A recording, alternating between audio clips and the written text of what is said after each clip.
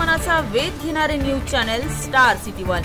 राज्यातील आणि देशातील राजकीय घडामोडी पाहण्यासाठी आणि इतरही बातम्या पाहण्यासाठी सबस्क्राइब करा स्टार सिटी वन।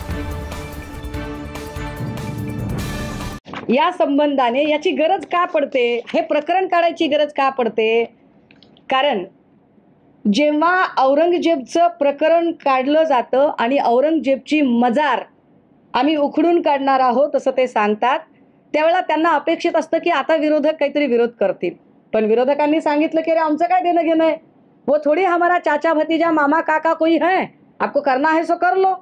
आता विरोधकांनी मुद्द्यातली हवा काढली म्हटल्यावर काय करावं, तर नागपूरची दंगल करावी।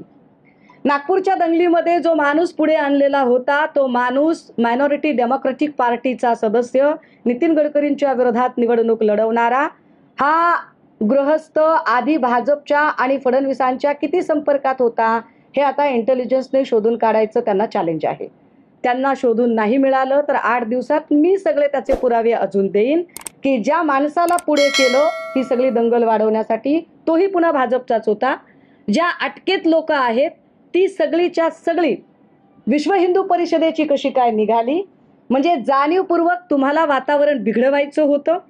परंतु हे सगळं चालू असताना, हे वातावरण बिघडवताना त्यांच्या असं लक्षात आलं की अरे नाही, विरोधकांनी तर आपली सगळी पोलखोल करून टाकलेली आहे आणि आता काय करायचं, नागपूरची दंगल आपल्या अंगाशी येते असं वाटल्यावर आय रिपीट वन्स अगेन, नागपूरची दंगल भाजपा आणि सत्ताधाऱ्यांच्या